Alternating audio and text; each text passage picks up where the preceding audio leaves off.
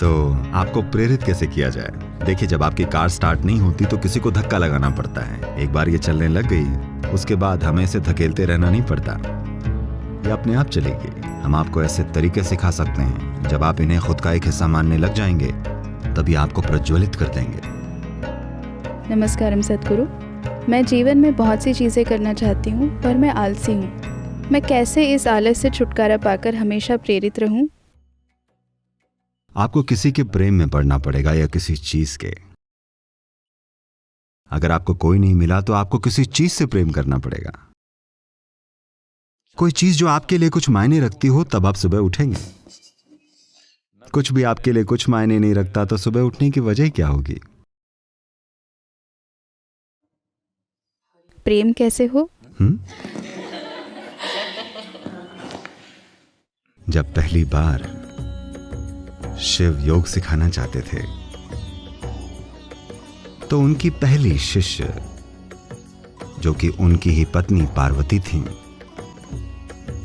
वो बहुत उत्सुक थीं उस परम ज्ञान तक पहुंचने के रास्ते को जानने के लिए, क्योंकि वो शिव को एक अद्भुत जीव के रूप में देखती थीं और वो उनकी ही तरह बनना चाहती थी। उन्होंने पूछा, कैसे? मैं कुछ भी करने के लिए तैयार हूं।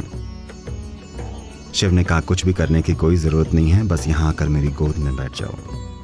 उनको थोड़ी हिचक हुई, क्योंकि वो नहीं चाहती थी उन्हें पुचकारा जाए। मैं उस परम ज्ञान को प्राप्त होना चाहती हूं। शिव ने कहा, आओ और बस आराम से यहां बैठ जाओ। वो बैठ गईं। शिव उन्हें अपने करीब ले आए, अपनी जरूरतों के लिए नहीं, उनके लिए। वो उन्हें और करीब ले आए, और ज्यादा और ज्यादा, और आहिस्ता से वो शिव का ही एक हिस्सा बन गईं। तो शिव का एक आयाम है जिसे हम अर्ध नारी कहते हैं, जहां आधा भाग पुरुष है और आधा नारी।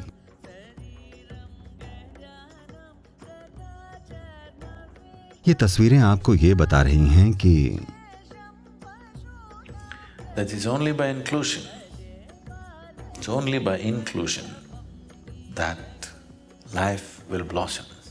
समावेश से ही, सिर्फ अपने में शामिल करने से ही ये जीवन खिलेगा।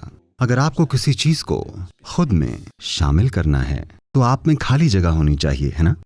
अगर मुझे किसी को खुद का एक हिस्सा बनाना है तो मुझे खुद में से आधा भाग बाहर फेंकना होगा, सिर्फ तभी। इसीलिए अंग्रेजी में इसे फॉलिंग इन लव कहते हैं, प्रेम में उठना नहीं, ठीक है?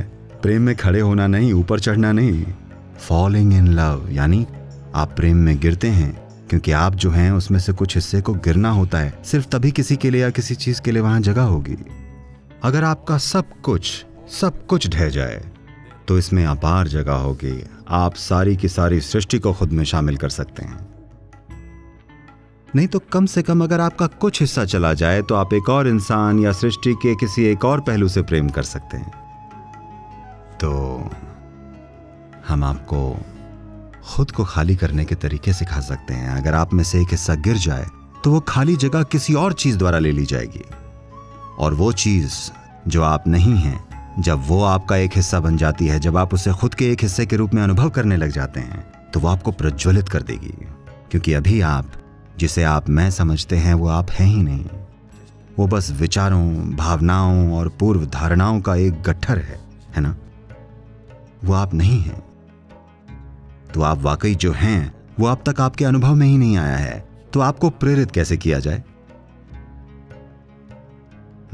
जब आप अभी हैं ही नहीं तो आपको आगे कैसे बढ़ाया जाए? आप अभी तक हैं ही नहीं। जो है वो बस विचारों का एक गट्ठर है, विचारों और भावनाओं का एक बादल है, और हर तरह की चीजें हैं, है ना? तो इसीलिए साधना होती है। आपको यहां आकर साधना करनी चाहिए। शुरुआत में किसी को आपको प्रेरित करना पड़ेगा। देखिए, जब आपकी कार स्टार्ट नहीं होती किसी को धक्का लगाना पड़ता है, ओके? एक बार ये चलने लग गई तब हमें इसे धकेलते नहीं रहना पड़ता, तभी अपने आप चलेगी। तो शुरुआत में थोड़ा धक्का लगवाने में कोई हर्ज नहीं है। हर किसी को थोड़े धक्के की जरूरत पड़ती है। बहुत कम ही लोग होते हैं जो पहले ही स्टेप से खुद को चला सकें। अधिकतर को धक्का लगाना पड़ता है, बीच बीच में एक आध किक यहाँ वहां, बाकी वो कर लेंगे।